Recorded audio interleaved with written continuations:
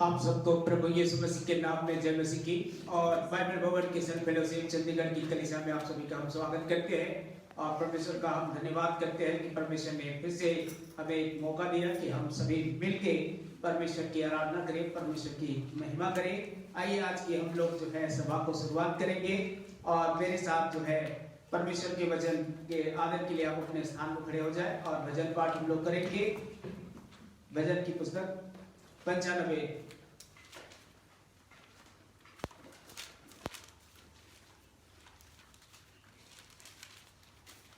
और यहाँ पे परमेश्वर के वचन में लिखा हुआ है, आओ हम यहोवा के लिए आनंद पूर्वक गाएं, अपने उद्धार की चट्टान का जय जयकार करें, धन्यवाद करते हुए उसके सम्मुख आएं और भजन गाते हुए उसका जय जयकार करें, क्योंकि यहोवा ही महान परमेश्वर है और सब देवताओं के ऊपर महान राजा है।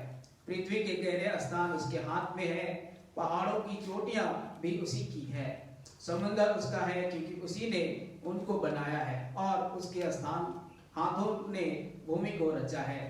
आओ हम झुककर आराधना करें और अपने सृजनहार यहोवा के सामने घुटने टेकें, क्योंकि यहोवा हमारा परमेश्वर है और हम उसकी चारागाह की प्रजा और उसके हाथ की भेड़ें हैं। यदि आज तुम उसकी आवाज सुनो तो उस अपने हृदय को ऐसे कठोर ना करो जैसा मिरास में मसलत के दिनों में जंगल में किया करते थे। परमेश्वर के वचन पढ़े जाने और सुने जाने पर प्रत्येक को आशीष मिले। आइए हम प्रार्थना करें। सर्वशक्तिमान परमेश्वर पिता, आपका हम धन्यवाद करते हैं। खुदावंद यीशु मसीह की पिता, आपने बीते समय में प्रभु हम सभी को संभाला पिता परमेश्वर, और खुदावंद आज के दिन में प्रभु आपके भवन में हम पाए जाते हैं प्रभु, इसके लिए धन्यवाद करते हैं। आपके नाम की महिमा हो, आपकी स्तुति हो, आपकी बड़ाई हो प्यारे प्रभु जी। और खुदावंद हमारी प्रार्थना है, दुआ है प्रभु आज के संगति के लिए जो पिता परमेश्वर आपकी ओर से है प्रभु, इसके लिए धन्यवाद ही है प्रभु जी। जितने भी हमारे ऑनलाइन के माध्यम से मित्र है प्रभु, कलीसिया परिवार है, सभी को प्रभु तेरे पवित्र हाथ में हम सौंपते हैं प्यारे प्रभु जी। आप सहायता करें, आप मदद करें प्यारे प्रभु जी। आपकी अनुग्रह, आपकी दया प्रभु होने पाए प्रभु जी। और प्रभु आपके आराधना के गीतों को हम लोग गाते हैं प्रभु, आपके नाम की महिमा हो प्रभु जी। और पिता परमेश्वर दान दशवांश गवाहियां सभी को प्रभु तेरे पवित्र हाथ में सौंपते हैं प्रभु जी। आप आराधना को प्रभु स्वयं प्रभु आप अगुवाई दे प्यारे प्रभु जी। और पिता विशेष कर प्रभु तेरे दास के लिए प्रार्थना करते हैं प्रभु जी कि पिता परमेश्वर जब प्रभु आपके वचन को प्रभु हमारे मध्य में लेके आते हैं प्यारे प्रभु जी, तो खुदावंद आप हम सभी को प्रभु आपके वचन से प्रभु आशीषित करें प्यारे प्रभु जी।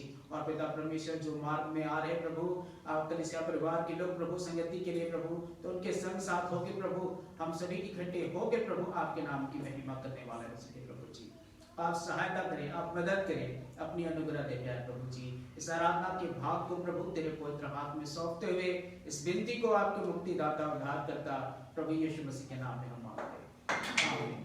आप अपने स्थान में बैठ सकते हैं। इस समय रहेगा कि हम परमेश्वर के नाम की जय जयकार करें, परमेश्वर के नाम की स्तुति और बड़ाई करें, और गीत की टीम को आमंत्रित करेंगे कि वो सम्मुख आएंगे और गीतों में अगुवाई करेंगे।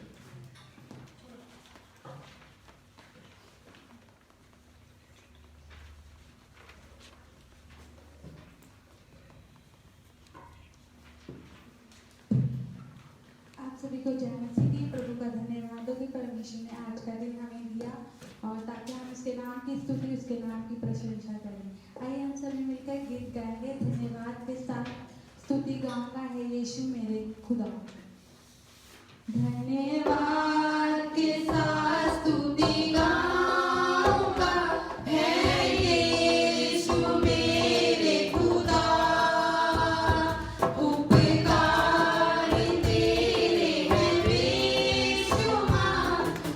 Go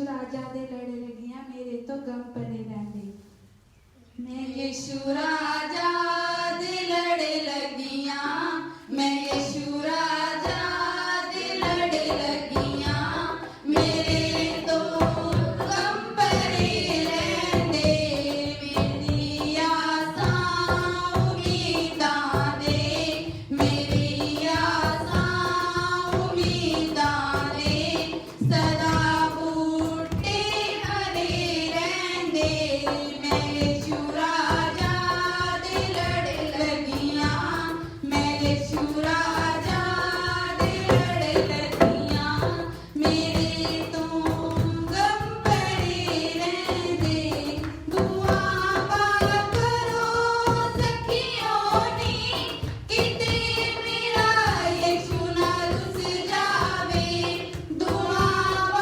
करो सखियों नी किते मेरा यीशु ना रुस जावे जिना तो यीशु रुस जावे जिना तो यीशु रुस जावे ओ जिਉਂਦੇ जी मरे रहंदे मैं यीशु राजा दे लड़े लगियां मैं यीशु राजा दे लड़े लगियां मेरे तो गम परे रहंदे कदी भी लोड़ नहीं पैंदी मैनू डरे दर तो मंगणे दी कदी भी लोड़ नहीं पैंदी मैनू डरे दर तो मंगणे दी मैं यीशु राजा दी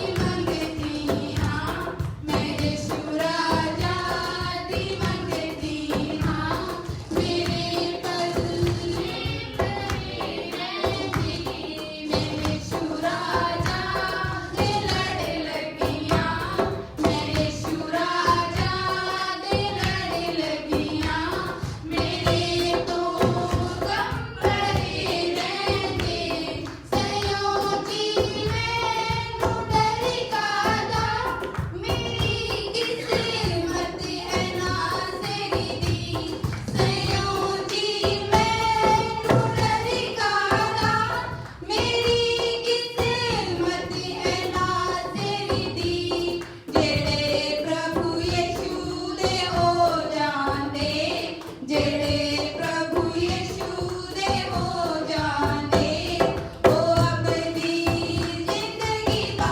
लैंदे मैं यीशु राजा दे लड़े लगियां मैं यीशु राजा दे लड़े लगियां मेरे तो गम परे रहंदे मेरी आसां उम्मीदां दे मेरी आसां उम्मीदां दे सदा बूटे हरे रहंदे सदा बूटे हरे रहंदे हालेलुया आई हम एक और गीत को गाकर परमेश्वर के नाम की स्तुति उसके नाम की बड़ाई करते हैं ऐ खुदा हमारी नहीं तेरे नाम की महिमा हो ऐ खुदा हमारी नहीं तेरे नाम की महिमा हो ऐ खुदा हमारी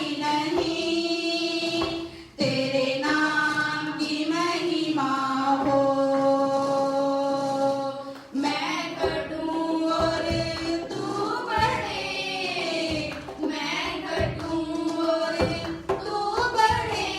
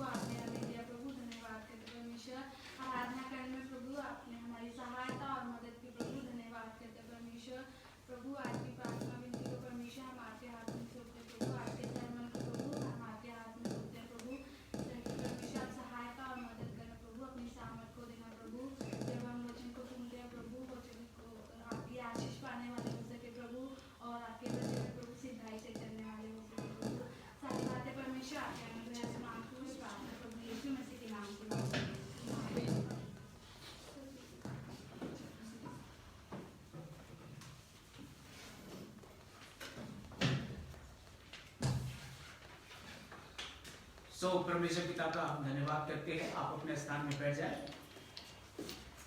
और परमेश्वर ने अपनी आराधना अपनी महिमा को लेने में परमेश्वर की सहायता प्रदान किया, इसके लिए हम धन्यवाद करते हैं। प्रभु का स्तुति हो कि परमेश्वर फिर से अपनी आशीषों और अपने अनुग्रह को दिया है, इसके लिए हम धन्यवाद करते हैं। आइए इस समय रहेगा कि हम लोग आराधना के अगले भाग में चले और ये वक्त है कि हम लोग जो है कुछ प्रार्थना में चलेंगे और कुछ सोचना है जो आपके सामने हम रखना चाहते हैं। पहला जो सोचना है वो है हम अपने जो है एक मंथ के कोर्स के लिए निरंतर प्रार्थना करेंगे कि परमेश्वर एक महीने के कोर्स में सहायता प्रदान करे और जितने भी लोगों को प्रभु कॉन्टेक्ट किया गया है परमेश्वर उन्हें यहाँ पे लेके आए, इसके लिए हम लोग प्रार्थना करेंगे। और दूसरा जो प्रार्थना निवेदन है वो है अपने भारत देश की सुरक्षा के लिए हम लोग प्रार्थना करेंगे कि परमेश्वर अपने देश पर अपनी अनुग्रह करे, अपनी दया करे और निरंतर जो है परमेश्वर अपनी सहायता मदद करे, इसके लिए हम लोग प्रार्थना करेंगे। और साथ साथ जो है ऑनलाइन क्लासेस जो चल रही है उसके लिए हम लोग प्रार्थना करेंगे कि परमेश्वर अपनी अनुग्रह दे, अपनी दया दे और परमेश्वर जो है सारे जो ऑनलाइन की क्लासेस जो चल रहे हैं उन्हें परमेश्वर सहायता करे, मदद करे और जो सीखने वाले और सिखाने वाले दोनों को परमेश्वर आशीष दे, इसके लिए हम लोग प्रार्थना करेंगे। साथ साथ जो है DBI के चर्च की सेवकाई के लिए हम लोग प्रार्थना करेंगे कि परमेश्वर उत्तर भारत में अपनी सेवा अपनी महिमा को ले और विभिन्न माध्यम से जो सेवा किया जा रहा है उस सेवा को परमेश्वर आगे बढ़ाए, इसके लिए जो है हम लोग प्रार्थना करेंगे।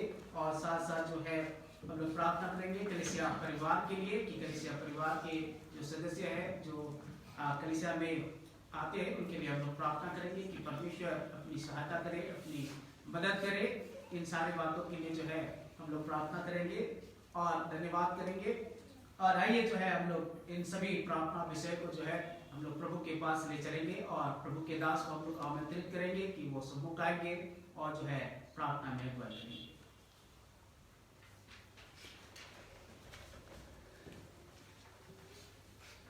अपनी आंखों को बंद करेंगे और प्रार्थना में जाएंगे। शुक्रगुजार है खुदावंद आपके अनुग्रह के लिए, आपके प्रेम के लिए जो आपने हमारे ऊपर बनाए रखा है कि प्रभु आज हम स्वस्थ और जीवित पाए आपके भवन में होते हैं, हम आपके नाम की बड़ाई करते हैं। धन्यवाद प्रभु आपके इस प्रबंध के लिए कि आपने हमें हमारे लिए प्रबंध किया, हम आपके भवन में आने पाए और अपने निवेदनों को और अपने विनतियों को आपके सन्मुख रखने पाते हैं। प्रभु हम आपके नाम की बड़ाई करते हैं। धन्यवाद प्रभु उन दिनों के लिए प्रभु आपने हमारी सहायता मदद करी इस महामारी के समय में विशेषकर, और प्रभु पिछले सप्ताह से लेकर अभी तक प्रभु आपने हमें हमारी टीम को कलीसिया के लोगों को आपने संभाल रखा है और अपनी सुरक्षा में रखा हो। प्रभु हर एक जरूरतों को आवश्यकताओं को प्रभु आपने पूरा किया है। DBI की सेवाओं को BBCF की सेवाओं को प्रभु अपना अनुग्रह में रखा है और साथ में आप बने रहे। हम आपको धन्यवाद प्रभु आपके नाम की बड़ाई करते हैं। धन्यवाद प्रभु उन विद्यार्थियों के लिए जो हमारे मध्य में आ चुके हैं आपके वचन को सीखने के लिए, हम आपकी बड़ाई करते हैं। धन्यवाद खुदावन जो लोग मन बना रहे हैं आज पहुंचने के लिए, उसके लिए हम आपको धन्यवाद दें। धन्यवाद प्रभु कि आप हमारे जीवनों को पवित्र बनाने के लिए और हमें अपने अनुग्रह में रखने के लिए और आत्मिक जीवन में आगे बढ़ने के लिए तमाम ऐसे अवसर देते हैं जो प्रभु हम आपके भवन में जाकर प्रभु आपके वचन को सीखने द्वारा से प्राप्त कर लेते हैं। प्रभु हम धन्यवाद प्रभु इस अवसरों के लिए। जब इस समय हम प्रार्थना करते हैं अपने देश के लिए, हम चाहते हैं कि हमारे देश पर अपना अनुग्रह करें और अपनी सुरक्षा में रखें। हमारा देश प्रभु आपके अनुग्रह में पाया जाए। हम प्रार्थना करते हैं हमारे देश के जो अधिकारी लोग हैं प्रभु उन पर अपना अनुग्रह करें। हमारे देश के जो प्रधानमंत्री हैं प्रभु, राष्ट्रपति हैं, उन पर अपना अनुग्रह करें।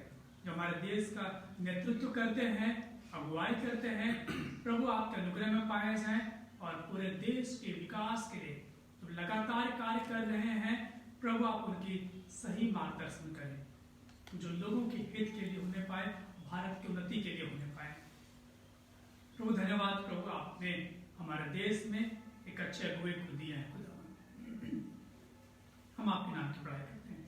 हमारे राज्य के जो मुख्यमंत्री हैं प्रभु उन्हें भी हम आपके हाथों में सौंपते हैं। हम चाहते हैं प्रभु कि वो भी आपके अनुग्रह में और आपकी पायल में पाए जाए। धन्यवाद परमेश्वर पिता आपके सब प्रबंध के लिए। हम प्रार्थना करते हैं हमारे देश की जो नेशनल सिक्योरिटी है प्रभु, उसे भी हम आपके हाथों में सौंपते हैं। हमारे देश के जो जवान हैं प्रभु, जो बॉर्डर की सुरक्षा कर रहे हैं, इसे ठंड के मौसम में भी प्रभु आप उनके संग और साथ रहे, उनके परिवारों के संग और साथ रहे प्रभु।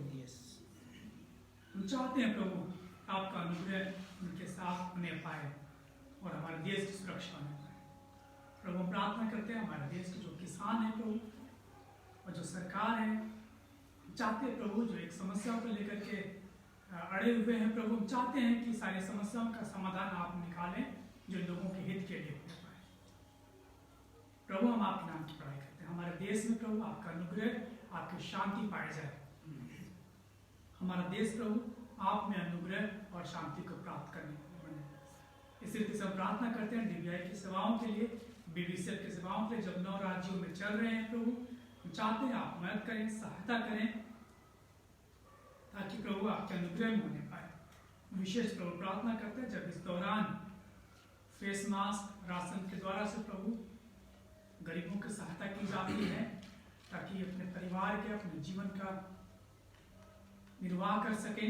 प्रभु हम प्रार्थना करते हैं आप हमारी सहायता करें, DBI की टीम की सहायता करें, BBCF की टीम की सहायता करें ताकि उन जरूरतमंद तक पहुंच सके जिन्होंने इस महामारी के दौरान अपनी नौकरियों को खो दिया है खुदावन, और जिन्होंने अपने परिवारों को, परिजनों को खो दिया है और असहाय हो गए हैं। ऐसे जरूरतमंदों तक पहुंचो प्रभु, हमें आप पहुंचाएं, आप हमारी सहायता करें, मदद करें। जब हम लगातार प्रभु इस कार्य को करते हैं 9 सेंटर के माध्यम से प्रभु, हम चाहते हैं कि जो 9 सेंटर के जो लीडर्स हैं, जो टीम मेंबर है प्रभु, उन्हें, उनके परिवारों को अपनी सुरक्षा में रखें और लगातार प्रभु अपनी सेवकाई के लिए आप इस्तेमाल करें। प्रभु हम प्रार्थना करते हैं चंडीगढ़ में गृहाश्रम के लिए प्रभु, यहाँ से भी जब हम लोगों की सहायता करते हैं हमारी भी आप सहायता करें, मदद करें ताकि हम आपकी सुरक्षा में पाए जाएं और जरूरतमंदों तक पहुंचने वाले बने।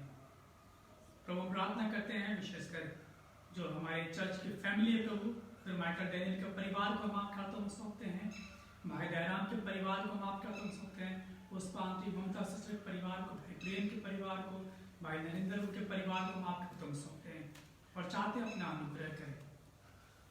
प्रभु हम प्रार्थना करते हैं विशेषकर भाई मनी के परिवार की प्रभु, जब यहाँ पर आप लेकर के आए प्रभु, जब आज वो चाहते हैं अपनी यात्राओं करते हैं अपने घर के लिए प्रभु, आप उन्हें अपनी सुरक्षा में रखें, अपनी हिफाजत में रखें। उसको प्रार्थना करते हैं उनकी पत्नी के लिए प्रभु, जब आप आने वाले दिनों में आप संतान की आशीष देंगे प्रभु, हम चाहते हैं आशीष बना रहे प्रभु, आप में फलवंत होने पाए और हर एक कॉम्प्लिकेटेड्स प्रभु आप बहन की सुरक्षा करें खुदावन। प्रभु हम प्रार्थना करते इस रीति से ट्विंकल सिस्टर के लिए प्रभु, आप उन्हें भी उनके जीवन में बच्चे के रूप में आशीष देने जा रहे हैं प्रभु, आप उन्हें भी अपना अनुग्रह में रखें और अपनी सुरक्षा में रखें। प्रभु हम आपके नाम की पढ़ाई करते हैं, आपके नाम की करते हैं प्रभु, हम प्रार्थना करते हैं हमारे कलीसियाई परिवारों को प्रभु आप अपनी सुरक्षा में रखें, अपने विश्वास में आप मजबूत करें, उन्नति दें खुदावन, विश्वास में उन्नति करने वाले बने और हमारे कलीसिया को प्रभु और भी आप बढ़ाएं अपने अनुग्रह में। हमारे कलीसिया के लोगों को प्रभु दान प्रदानों से आभार है, जो हमारी टीम है प्रभु उन्हें भी अपने अनुग्रह में रखें खुदावन। सारे विद्यार्थियों को आपके हाथों में सौंपते हैं, जब प्रभु हम एक साथ मिलकर प्रभु आपके वचन का अध्ययन करते हैं तो उन्हें भी खुदावन हम एक साथ प्रभु आपके वचन में हर दिन उन्नति करने वाले हैं, सहायता करें, मदद करें प्रभु। हम जानते हैं प्रभु हम शारीरिक रूप से कमजोर हैं, लेकिन प्रभु हम जब भी कमजोर होते हैं आप हमें आप मजबूत करते हैं, आप हमें बलवंत करते हैं प्रभु, हम आपकी ही सहायता को चाहते हैं प्रभु। हम प्रार्थना करते हैं हमारे कलीसिया को मजबूत करें, पंजाब को, जम्मू कश्मीर, हरियाणा को प्रभु आपके हाथों में सौंपते हैं। जब प्रभु आपने हमें 3 राज्य दिए हैं जहाँ यहाँ पर प्रभु चंडीगढ़ दर्शन के द्वारा से सेवकाई करें प्रभु, आप हमें अपने अनुग्रह में रखें ताकि इस चंडीगढ़ दर्शन के द्वारा से प्रभु यहाँ इन 3 राज्यों में आपकी सेवकाई को बढ़ाने वाले बने, आपके वचन की मुरादी करने वाले बन जाए प्रभु। हम आपके नाम की बड़ाई करते हैं, आपके नाम की महिमा करते हैं। धन्यवाद परमेश्वर पिता आपके अनुग्रह के लिए, प्रेम के लिए। जो विद्यार्थी हमारे बीच में आ रहे हैं प्रभु आपके वचन का अध्ययन करने के लिए, आप उन्हें सही सलामत हमारे बीच में लेकर, और जो लोग ऑनलाइन करना चाहते हैं प्रभु आप उनके लिए भी द्वार खोलें प्रभु होने दे कि हम सब मिलकर प्रभु आपके वचन की शिक्षा में आगे बढ़ें और आत्मिक जीवन में हम आगे बढ़ें। आपकी ही उत्तम आशीष को हम चाहते हैं।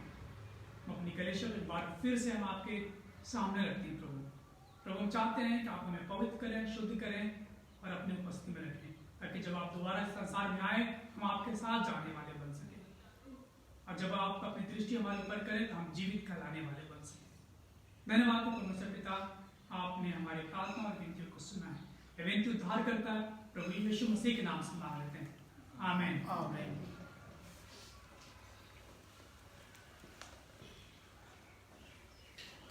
परमेश्वर पिता का हम धन्यवादी है कि परमेश्वर ने हमें अपनी महिमा में रखा, इसके लिए धन्यवाद करते हैं। आइए हम लोग आराधना के अगले भाग में चलेंगे और ये विशेष समय रहेगा कि हम लोग प्रभु के लिए भेंट अर्पण करेंगे और भाई सोनू जो है भेंट लेने में सहायता मदद करे और गीत के टीम से आमंत्रित करेंगे कि वो गीतों में जो है अगुवाई करेंगे।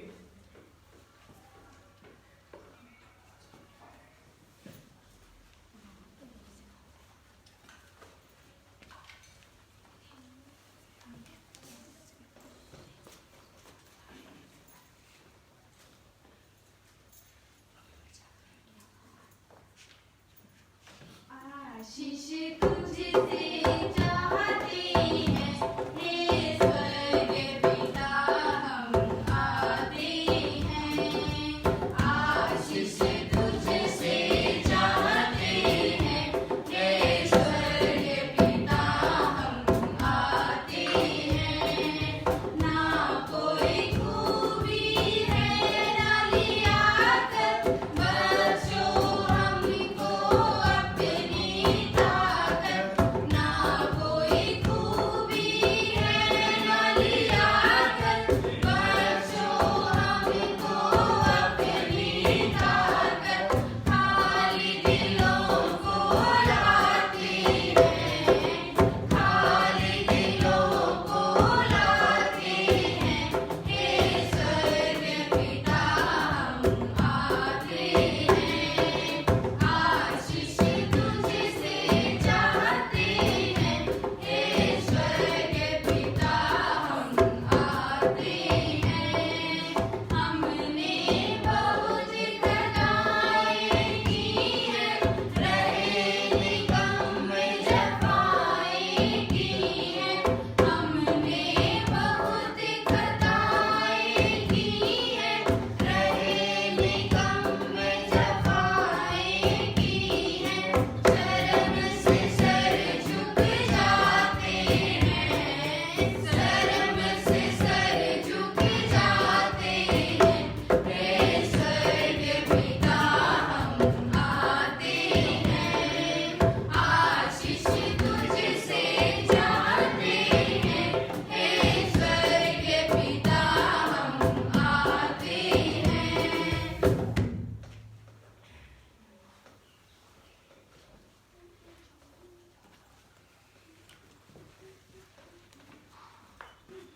हम परमेश्वर का धन्यवाद करते हैं और आइए जो है हम लोग भेंट के लिए दुआ में जाएंगे और भाई सोनू आएंगे और भेंट के दुआ में अगुवाई करेंगे।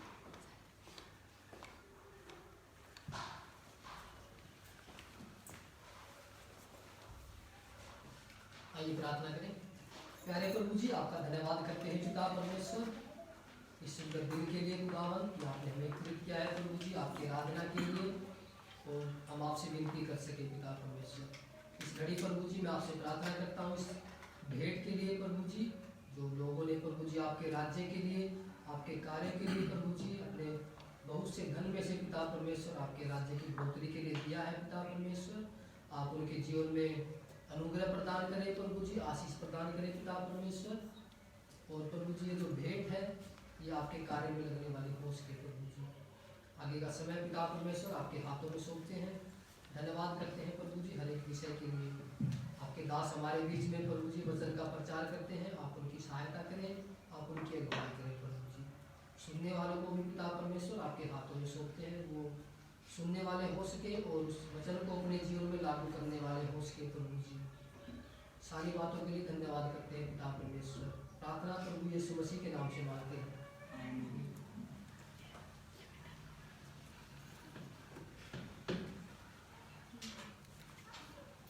सो परमेश्वर पिता का हम धन्यवाद करते हैं कि परमेश्वर ने अपनी अनुग्रह अपनी दया हम सभी पर रखा है। आइए इस समय रहेगा कि हम लोग परमेश्वर के वचन में चलेंगे और बाइबल भवन के सन फेलोशिप चंडीगढ़ की कलीसिया के प्रभु के दास पास्टर सुरेश को आमंत्रित करेंगे कि वो हमारे सम्मुख आएंगे और परमेश्वर के वचन से हम प्रत्येक को आशीषित करेंगे।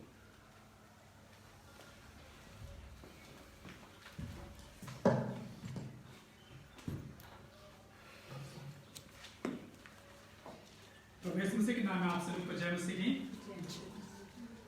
आपका स्वागत है एक बार फिर से परमेश्वर के भवन में और विशेषकर उसके वचन में।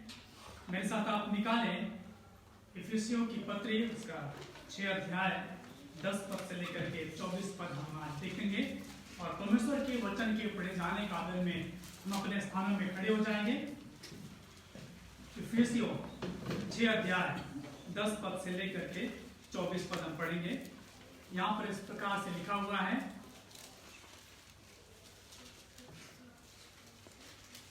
इसलिए प्रभु में और उसकी शक्ति के प्रभाव में बलवंत बनो, परमेश्वर के सारे हथियार बांध लो कि तुम शैतान की युक्तियों के सामने खड़े रह सको, क्योंकि हमारा यह मल्लयुद्ध लहू और मांस से नहीं परंतु प्रधानों से और अधिकारियों से और इस संसार के अंधकार के हाकिमों से और उस दुष्टता की आत्मिक सेनाओं से है जो आकाश में है। इसलिए परमेश्वर के सारे हथियार बांध लो कि तुम बुरे दिन में सामना कर सको और सब कुछ पूरा करके स्थिर रह सको। इसलिए सत्य से अपनी कमर कसकर और धार्मिकता की झिलम पहनकर और पांव में मेल के सुसमाचार की तैयारी के जूते पहनकर और इन सब के साथ विश्वास की ढाल लेकर स्थिर रहो, जिससे तुम उस दुष्ट के सब जलते हुए तीरों को बुझा सको और उद्धार का टोप और आत्मा की तलवार जो परमेश्वर का वचन है ले लो।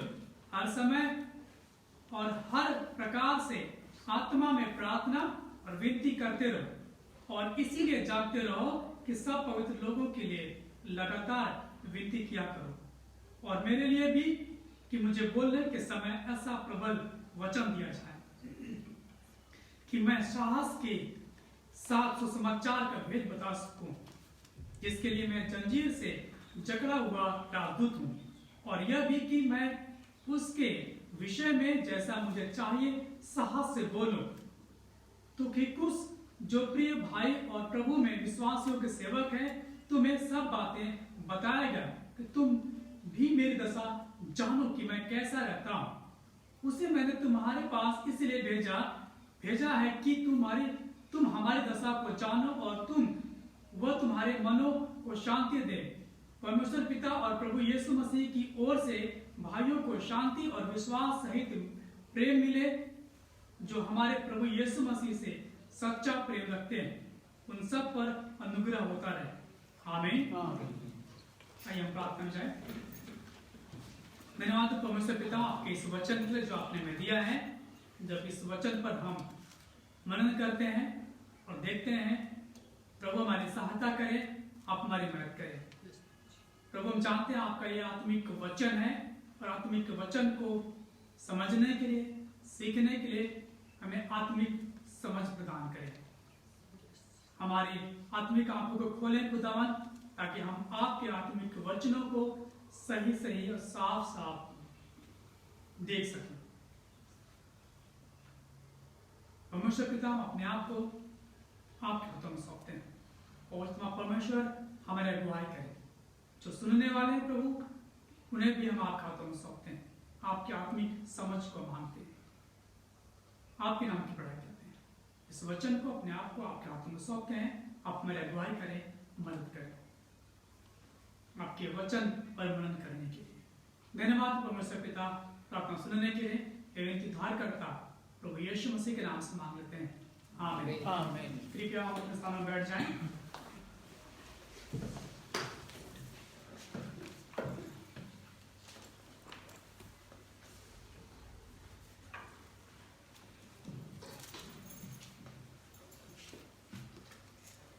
अभी आपके सामने पढ़ा गया इफिसियों का 6 अध्याय 10 पद से लेकर के 24 पद आपके सामने पढ़ा गया और पिछले सप्ताहों से हम देखते आ रहे हैं, पिछले समयों से हम देखते आ रहे हैं जो इफिसियों की पत्री है, और आज हम इफिसियों के पत्री के आखिरी भाग में पहुंच चुके हैं। और हमने देखा इस बात को कि पौलुस इफिसियों के कलीसिया को किस तरह से उन्हें विश्वास में मजबूत कर रहा है और उन्हें एक मसीही जीवन जीने के लिए प्रेरित कर रहा है कि वो क्या है, विश्वास में मजबूत हो जाए और मसीही जीवन को जिए और एक दूसरे के लिए क्या है, प्रार्थना करते रहे। ये पौलुस इफिसियों की कलीसिया के लोगों को बताता है और वो चाहता है और वो जाने कि मसीह में उनकी आत्मिक आशीषें क्या है। इस बात को मैंने देखा कि पौलुस ने बताया इफिसियों के लोगों को कि मसीह में उनकी आत्मिक आशीषें क्या है, और पौलुस उन्हें प्रार्थना, उनके लिए प्रार्थना भी करता है और उन्हें बताता है कि उनका जो जीवन था मसीह में आने से पहले, उनका जीवन था वो मृतक था, वो पापों में थे, लेकिन प्रभु यीशु मसीह के बलिदान के द्वारा से अब वो जीवन को प्राप्त करते हैं। यदि वो यीशु मसीह पर विश्वास कर लेते हैं तो वो जीवन को प्राप्त कर लेते हैं। और जब वो मसीह में विश्वास कर लेते हैं, जीवन को प्राप्त कर लेते हैं, तो उन्हें यह भी बताता है कि अब वो मसीह में एक हो गए, चाहे वो विश्वासी हो चाहे वो गैर विश्वासी हो, चाहे यहूदी और गैर यहूदी, दोनों के लिए यीशु मसीह क्या हुआ, क्रूस पर बलिदान हुआ और दोनों को क्या किया है, एक किया है। और इस बात को बताया पौलुस ने कि अब जो दोनों एक हो गए हैं, एकता के साथ मसीह प्रेम में आगे बढ़े, क्योंकि दोनों ने क्या है, ये कि मसीह यीशु पर विश्वास किया और दोनों को जो उद्धार करता है वो एक ही, चाहे वो यहूदी हो और चाहे वो गैर यहूदी हो, दोनों को उद्धार करता कौन है, एक ही, प्रभु यीशु मसीह। और मसीह में विश्वास करने द्वारा से उनका जो जीवन है, उनके जीवन में एक नया मनुष्यत्व आ गया और नए मनुष्यत्व के अनुसार क्या करना है, अब उन्हें जीवन जीने की आवश्यकता है। और इस इन बातों को क्या बताता है इफिसियों के लोगों को, और वो चाहता है कि वो नए मनुष्यत्व के अनुसार अपने जीवन को जिए, ताकि लोगों के बीच में इस बात की गवाही हो जाए कि अब वो क्या है, मसीह में ज्योति के संतान। हम 5 अध्याय के शुरुआत में देख रहे हैं, पौलुस बताता है इफिसियों के लोगों की अब वो मसीह में जब विश्वास कर लेते हैं, उनका नया स्वभाव हो जाता है और जो नया स्वभाव रहता है, अब वो क्या है, प्रकट करने की आवश्यकता है कि वो क्या है, ज्योति के संतान है। उसके बाद पौलुस चाहता है कि वो आपसी जो पारिवारिक संबंध है उसमें भी वो क्या है, मजबूत हो जाए। उनका जो आपसी संबंध है, पारिवारिक जो संबंध है, उसमें भी वो क्या रहे, मजबूत रहे। पिछले रविवार में इस बात को देखा कि जब मसीह में जो पारिवारिक रिश्ते हैं वो कैसे मजबूत होने की आवश्यकता है, ताकि उनके रिश्ते के द्वारा से, उनके रिश्ते में जो व्यवहार है उनके द्वारा से इस बात को प्रकट हो सके कि वो ज्योति की संतान है और साथ ही परमेश्वर को आदर और महिमा मिले। इस तरीके से जीवन जीने की बात करता है कि आपसी जो रिश्ते हैं इस तरह से जिए ताकि परमेश्वर को आदर और महिमा मिले। चाहे वो पति पत्नी हो, चाहे वो माता पिता हो, चाहे बच्चे हो और चाहे दास और स्वामी हो, एक दूसरे की जिम्मेदारियों को पौलुस बताता है इफिसियों के लोगों को, ताकि वो मसीह में बने रहे और ज्योति की संतान है इस बात की पुष्टि हो, उनके जीवन से दिखाई दे। और आज हम जिस बात पर विचार करेंगे वो है मसीह आत्मिक मलयुद्ध। मसीह आत्मिक मलयुद्ध। अब पौलुस जो आखिरी बात बताता है इफिसियों के लोगों को कि अब वो इस बात को जाने कि वो क्या है, एक आत्मिक मलयुद्ध में शामिल है। अब उन्हें क्या है, मजबूत होने की आवश्यकता है। अब ये कोई साधारण व्यक्ति नहीं है।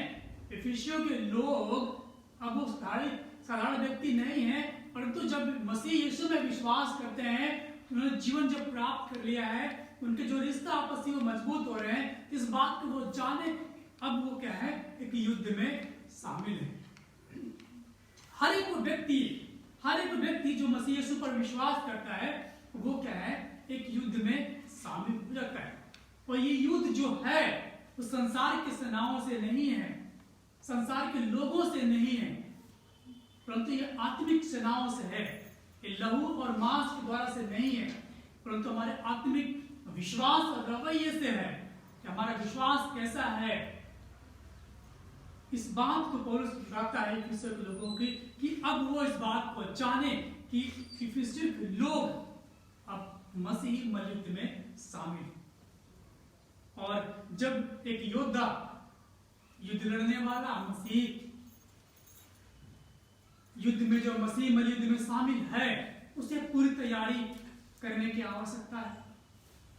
एक जो युद्ध लड़ने वाले जो सैनिक होता है, उसे पूरी तैयारी करने की आवश्यकता होती है ताकि अपने दुश्मन से वो क्या करे, सामना कर सके। और कभी भी बिना तैयारी के सेना लड़ाई में नहीं जाती। यदि ऐसा होता है कि बिना तैयारी से सेना लड़ाई लड़ने के लिए जाए, आप क्या सोचते हैं वो विजय को प्राप्त करेंगे? नहीं प्राप्त करेंगे। वो विजय कभी भी प्राप्त नहीं कर सकते। तो इसलिए जब हम आत्मिक मलयुद्ध में शामिल हैं, हमें तैयारी करने की आवश्यकता है। हर एक व्यक्ति जो मसीह पर विश्वास करता है, जिस दिन यीशु को प्रभु करके अंगीकार कर लिया, वो मेरे जीवन का उद्धार करता है, उसी दिन से वो आत्मिक मलयुद्ध में शामिल हो चुका है। उसी दिन से अब जब वो आत्मिक मलयुद्ध में शामिल हो चुका है, शैतान से लड़ाई लड़ने के लिए उसे मजबूत होने की आवश्यकता है, बलवंत होने की आवश्यकता है। इसीलिए हमने पहली बात जो देखेंगे वो है परमेश्वर की सामर्थ में बलवंत हो जाना। पौलुस चाहता है, 10 पद में देखे वाले, पौलुस चाहता है कि इफिसियों के लोग परमेश्वर की सामर्थ में बलवंत हो जाए। जब युद्ध में हम शामिल हैं, युद्ध को जीतने के लिए हमें बलवंत होने की आवश्यकता है। पौलुस कहता है यहाँ 10 पद में, इसलिए प्रभु में और उसकी शक्ति के प्रभाव में बलवंत बनो। 10 से 12 पद जो पहली बात है, परमेश्वर के सामर्थ्य में बलवंत हो जाना। हम सब एक मलयुद्ध में शामिल हैं, और ये जो मलयुद्ध है तो संसार की सेनाओं से नहीं है, संसार के मनुष्यों से नहीं है, न किसी विशेष जाति समुदाय और विशेष लोग, देश विदेश किसी से नहीं है, परंतु ये क्या है, आत्मिक अंधकार के हाकिमों से है, जो शैतान है, जो मनुष्य को परमेश्वर की मार्ग से भटका करके मृत्यु की मार्ग की ओर ले जाता है। शैतान उससे हमारा और आपका और हर एक वो व्यक्ति जो यीशु मसीह पर विश्वास करता है, उसका ये मलयुद्ध है शैतान से। तो आज हमें और आपको मजबूत होने की आवश्यकता है कि हम और आप मसीह में बलवंत हो जाएं। इसीलिए पौलुस चाहता है कि अब इफिसियों के लोग जब यीशु मसीह पर विश्वास कर चुके हैं, अब इफिसियों के लोग जब मसीह में एक हो चुके हैं और वे ज्योति की संतान कहलाने लग गए हैं, उनके पारिवारिक रिश्ते मजबूत हो रहे हैं, आपसी जीवन में मसीह के जीवन का निर्माण हो रहा है, उस बात को जाने वो मलयुद्ध में शामिल है। और मलयुद्ध जो युद्ध होता है उसके लिए पूरी तैयारी करने की आवश्यकता है। ये तैयारी ऐसी नहीं है, ये तैयारी ऐसी नहीं है कि एक दिन तैयारी कर लिया और वो मजबूत हो गए, नहीं, लगातार तैयारी करने की आवश्यकता है मसीह में। हम बहुत बार क्या होता है, जब शुरू में विश्वास करते हैं मसीह में, हम बहुत ही आत्मिकता को दिखाते हैं, हम बहुत आत्मिक और बलवंत हैं, प्रार्थना करते हैं, उपवास करते हैं, लेकिन कुछ समय बीतते जाते हैं, जैसे जैसे हम मसीह में पढ़ते हैं वैसे रवैया अपनाते हैं, हम तो बहुत ही साल के विश्वासी हैं, हम तो बलवंत हो चुके हैं। ऐसा नहीं, हमें हर एक दिन मसीह में बलवंत होने की आवश्यकता है। हम कमजोर हैं, पौलुस बताता है कि लोग कमजोर हैं, इसीलिए तो वो कहता है कि परमेश्वर के सारे हथियार बांध लो, परमेश्वर के सारे हथियार बांध लो। हथियार की आवश्यकता किसको पड़ती है? जो कमजोर होता है, और हम शारीरिक रूप से कमजोर हैं और आत्मिक रूप से भी कमजोर हैं। इसीलिए तो पौलुस चाहता है कि लोग जाने और बलवंत हो जाएं, क्योंकि वो कमजोर हैं आत्मिक रूप से। आज हमें और आपको इस बात पर विचार करने की आवश्यकता है, कहीं हम भी तो कमजोर नहीं हैं आत्मिक रूप से। यदि ऐसा है तो हमें बलवंत होने की आवश्यकता है। किसमें? परमेश्वर की सामर्थ्य में बलवंत होने की आवश्यकता है। और ये जो युद्ध है वो किसी एक और दो व्यक्ति से नहीं परंतु सेना से है। किसी एक या दो व्यक्ति से नहीं है परंतु सेना से है, ताकि हम क्या करें? सेनाओं के सामने लड़ सके। यहाँ 12 पद में लिखा है, 11 पद में लिखा है विशिष्ट, परमेश्वर के साथ यार बांध दो कि तुम शैतान की युक्तियों के सामने खड़े रह सको, क्योंकि हमारा यह मलयुद्ध लहू और मांस से नहीं परंतु प्रधान से और अधिकारियों से और इस संसार के अंधकार के हाकिमों से, जो उस दुष्टता की आत्मिक सेनाओं से है जो आकाश में। यहाँ स्पष्ट किया गया है, आत्मिक सेनाओं से है जो आकाश में है, इनसे हमारा युद्ध है। आप इस बात को समझे कि आप विश्वास कर लेते हैं मसीह यीशु पर और आप एक युद्ध में शामिल हो चुके। जब युद्ध में शामिल हो गए तो क्या आप तैयारी नहीं करेंगे मजबूत होने के लिए? आप चाहे आप पीछे नहीं हट सकते, आपको आगे बढ़ने की आवश्यकता है। प्रभु यीशु मसीह ने जब संसार में आया हमारे लिए और आपके लिए इस संसार में आया, उसके सामने चुनाव भी था। उसने प्रार्थना गतसमनी के बगीचे में प्रार्थना करी, हे परमेश्वर, हे पिता, हो सके तो ये दुख का जो प्याला है मेरे सामने से टल जाए, परंतु मेरे लिए तेरी इच्छा पूरी हो।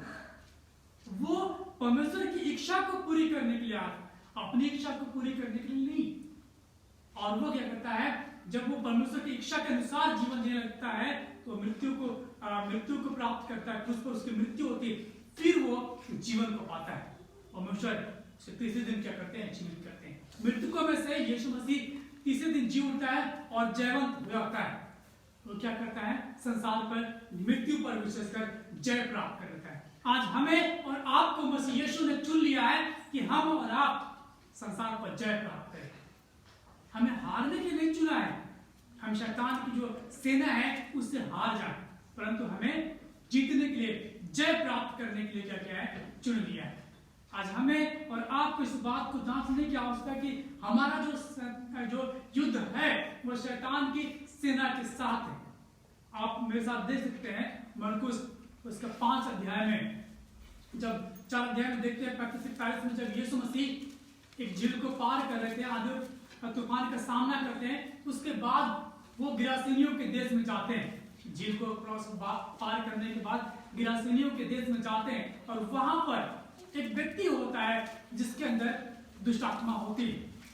उसे लोग शाकलों से बांधते हैं, लेकिन फिर भी वो क्या करता है? तोड़ देता है उसे। और यीशु मसीह क्या करते हैं?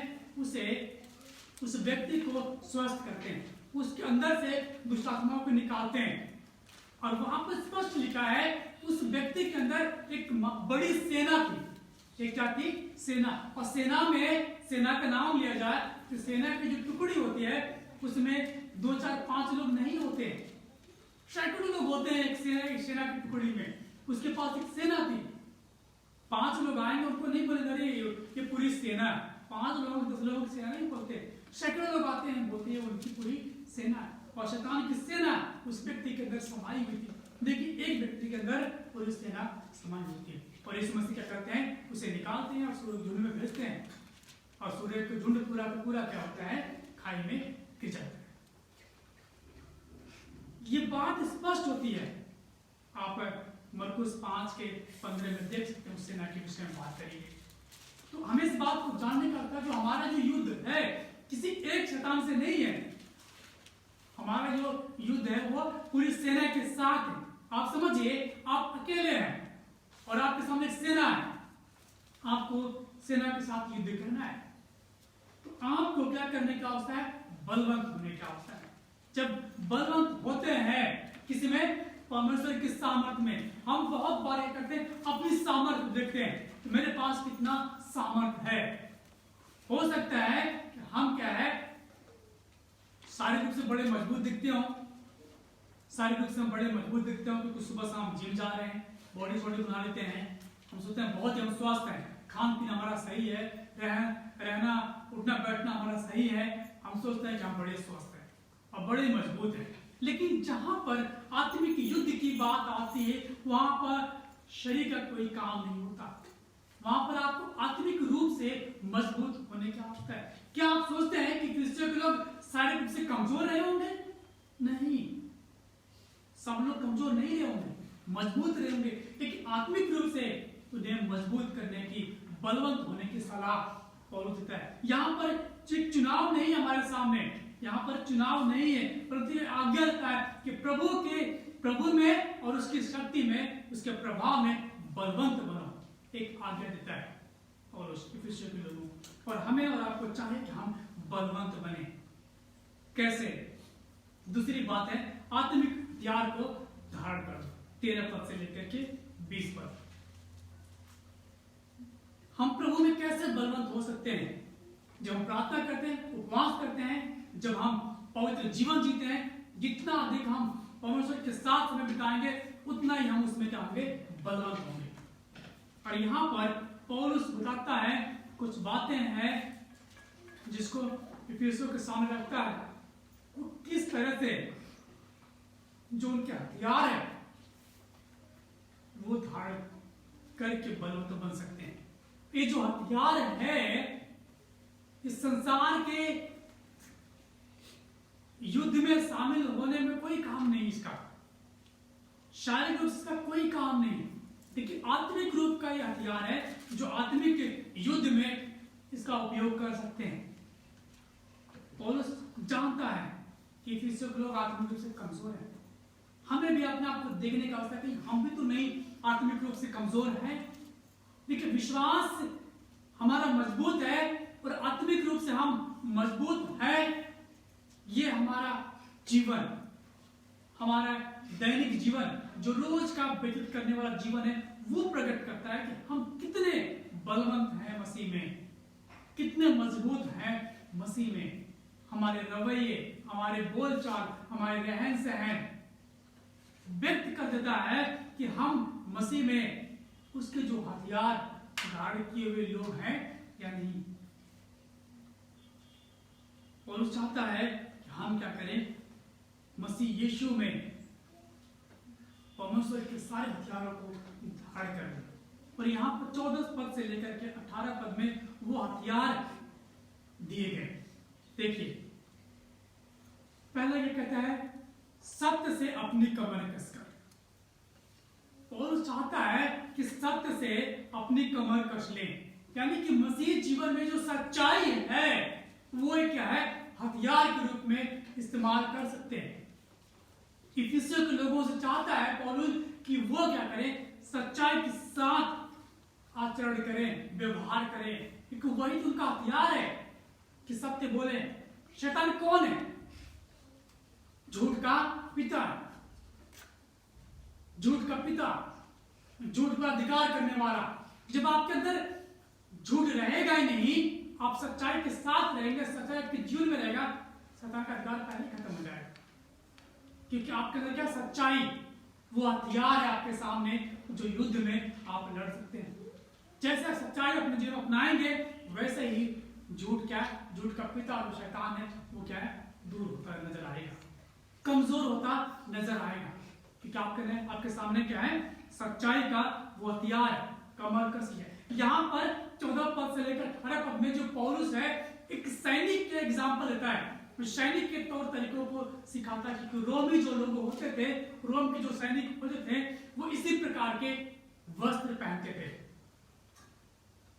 रोम के सैनिक जो होते थे इसी प्रकार के वस्त्र पहनते थे, और उसकी एग्जाम्पल पौलुस क्या करता है? यहाँ पर प्रस्तुत करता है उन्हीं के शब्दों में, सांकेतिक शब्दों में, ताकि वो समझ जाए कि किस तरह से हमें मजबूत होने की आवश्यकता है।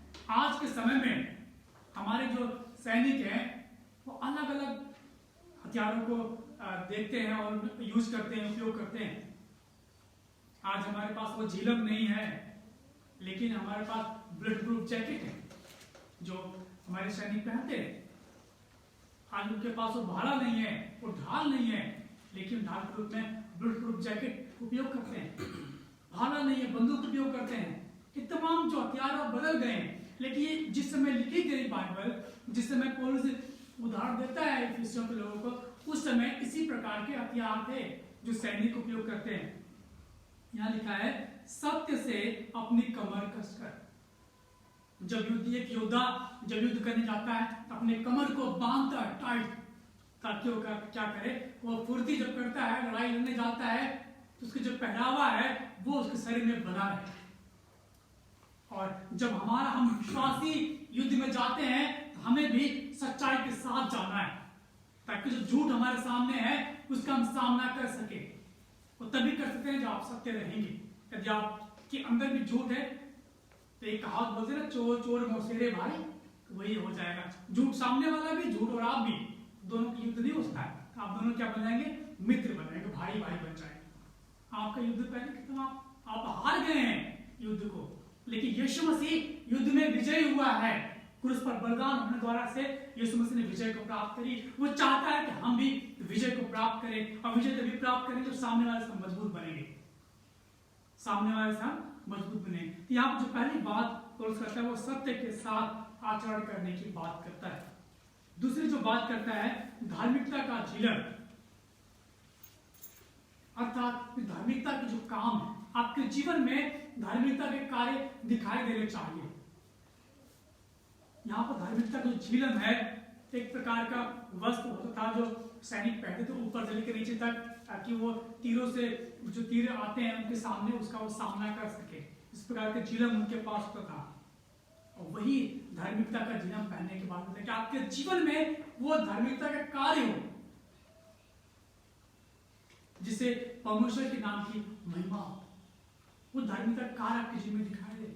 संसार में बहुत सारे लोग धार्मिकता के कार्य को करने जाते हैं और बोलते हैं मैं धार्मिक हूं, धार्मिक चीजों को करता हूं, लेकिन क्या वास्तविकता में है वो परमेश्वर को प्रसन्न करने वाला जीवन? नहीं, ऐसा नहीं हो पाता। तो पौलुस चाहता है कि इससे कि लोग सच्चाई के साथ चले, धार्मिकता का झिलम पहने, यानी कि धार्मिकता के कार्य करें। तीसरा है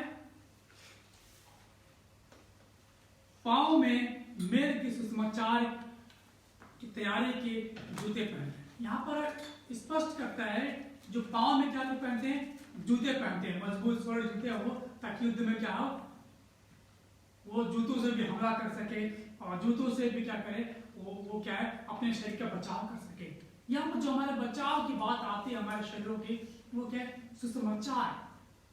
सुसमाचार के लिए परमेश्वर क्या करता है, हमें तैयार करता है। हम क्या करें, सुसमाचार की सेवकाई करें, सुसमाचार की मुनादी करें। अब हमारे अंदर सच्चाई आ गया है, हमारे अंदर धार्मिकता आ गई है, और अब हमें क्या करना है, सुसमाचार की मुनादी करने की आवश्यकता है।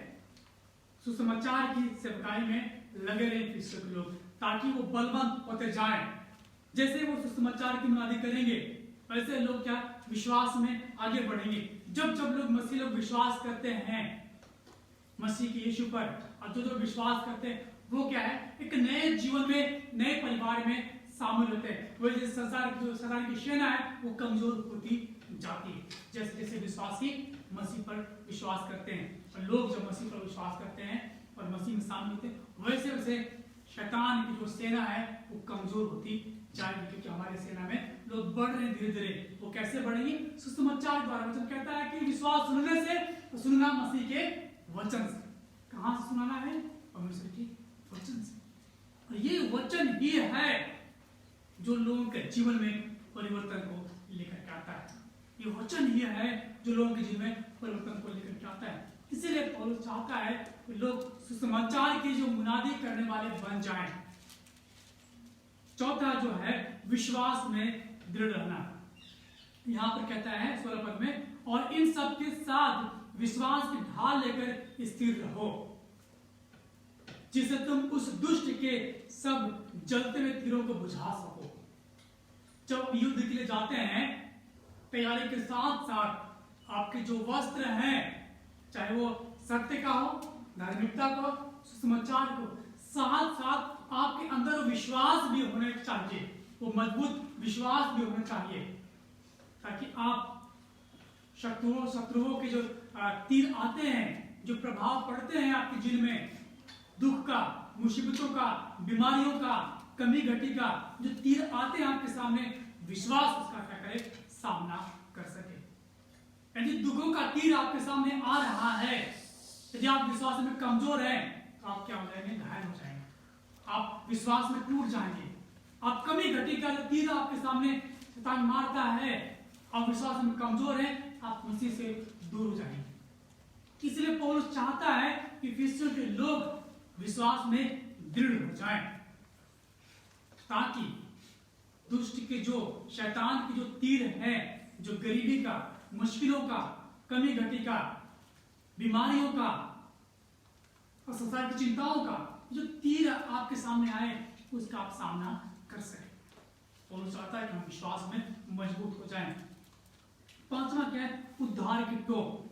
17 पद में कहता है और उद्धार का टोप और आत्मा की तलवार। यहाँ पर जो उद्धार के टोप में बात करता है, जो उद्धार का टोप, जो सैनिक होता है अपने मुकुट बांधता था कि सर में उसके चोट ना लगे।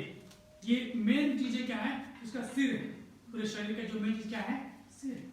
और हमारे शरीर का उद्धार करने वाला कौन है? प्रभु यीशु मसीह। वो चाहता है कि हम अपने उद्धारकर्ता की ओर देखते रहे। हमारे पास सच्चाई है, हमारे पास धार्मिकता के कार्य हैं, हमारे जीवन में सुसमाचार की मुनादी है और हमारे पास विश्वास है। इन सारी चीजों को होते हुए भी हमें उद्धारकर्ता की ओर हमें देखते रहना है। हमारे जीवन में जो हमारा उद्धारकर्ता, हमारे जीवन जो उद्धार करता है, उसकी ओर देखते रहना है। और वो कौन है? प्रभु यीशु मसीह। हमारे जीवन का जो उद्धार करता है वो कौन है? प्रभु यीशु मसीह। प्रभु यीशु मसीह के ओर हमें देखते रहना है। पौलुस कहता है कि मैंने अपनी दौड़ पूरी कर ली। और दौड़ पूरी कैसे करता है? वो क्रूस की ओर देखता है, निशाने की ओर क्या करता है? वो देखते रहता है और निशाने की ओर देखते हुए आगे बढ़ता है। आज हमें और आपको प्रभु यीशु मसीह की ओर देखते हुए आगे बढ़ने की आवश्यकता है। तभी हम उद्धार जो टोप है उसे पहन सकते हैं। और ये उद्धार का टोप जो है, ये केवल कुछ समय के लिए नहीं, ये चर्च में आकर ही पहनने की आवश्यकता नहीं है कि हम चर्च में गए तो यीशु यीशु हो गया, चर्च से बाहर निकले तो वैसे जीवन अपनाना शुरू कर दिया। ये उद्धार का टोप जो है, यीशु मसीह जो है, वो आपके जीवन में हमेशा होने की आवश्यकता है, हमेशा होने की आवश्यकता है। ऐसा नहीं कि एक साल बाद युद्ध होगा आपका शैतान के साथ, या जब मुश्किलों का पहाड़ आएगा तब आप अपने चारों, वो मेरा विश्वास किधर है, वो मेरा मुकुट किधर है, मेरा झिलक किधर है, वो जूते किधर है, सुसमाचार के अब तैयारी करेंगे। नहीं, जिस दिन आपने विश्वास किया उसी दिन से आपको पूरी तैयारी करने की आवश्यकता है। और सातवीं बात कहता है वचन रूपी तलवार। क्या कहते हैं यहाँ पर? आत्मा की तलवार। आत्मा की तलवार क्या है? वचन। जब यीशु मसीह पर विश्वास करते हैं, उसमें बड़े रहते हैं, तो हमें वचन जो बाइबल है, ये जो वचन है, ये आपके हृदय में होने की आवश्यकता है। वचन ये है जो आपको क्या करेगा? युद्ध को जिताएगा। वचन क्या है? ये आक्रमण करने का हथियार हमारे सामने है। अभी तक जो आपके सामने हथियार थे वो आपकी सुरक्षा के लिए थे। किसकी सुरक्षा के लिए थे? हमारी सुरक्षा के लिए थे। जो सत्य था, सत्य का आचरण, धार्मिकता का जीवन, धार्मिकता कार्य, जो मेल की सुसमाचार, विश्वास, उद्धार का टोप, ये सब क्या थे? ये हमारी सुरक्षा के लिए थे। लेकिन अब जो तलवार है, जो वचन है, वो आक्रमण करने के लिए। देखिए, जब शैतान ने क्या क्या आक्रमण किया यीशु मसीह के ऊपर, जब यीशु मसीह की परीक्षा हुई, जब यीशु मसीह 40 दिन उपवास में थे, जब उसकी परीक्षा हुई, तो कैसे आक्रमण होता है?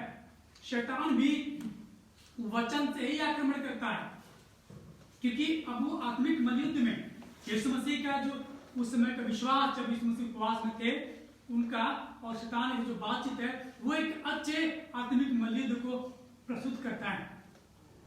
यीशु मसीह जब उपवास में थे, शैतान ने क्या किया? वचन से आक्रमण किया।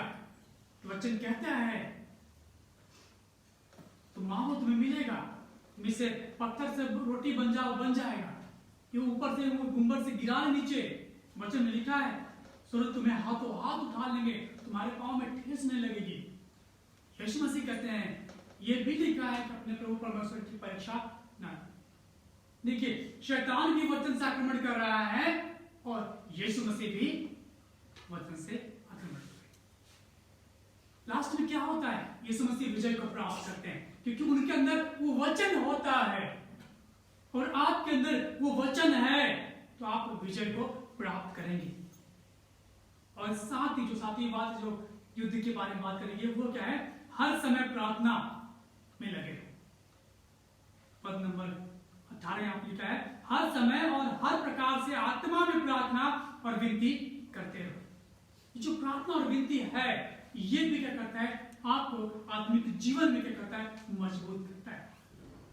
एक बार यीशु मसीह के चेले क्या करते हैं, किसी के अंदर दुष्टात्मा होते हैं, उसे निकालते हैं, लेकिन वो निकाल नहीं पाते। यीशु मसीह वहां पर आते हैं और कहते हैं कि कुछ जाति ऐसी होती है जो बिना उपवास और प्रार्थना से नहीं निकलती।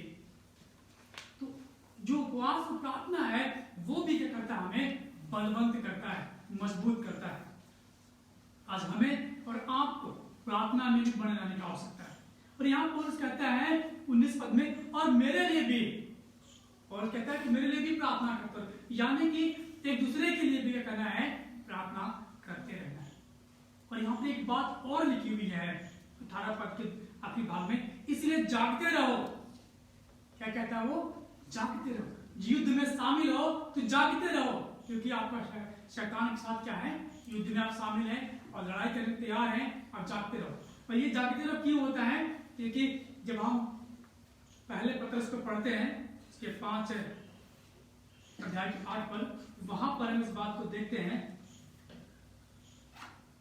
शैतान इसी ताक में रहता है वो किसको फाड़ खाए। शैतान इसी ताक में रहता है कि वो किसको फाड़ खाए, और उन्हें फाड़ खाएगा जो जागते नहीं रहेंगे।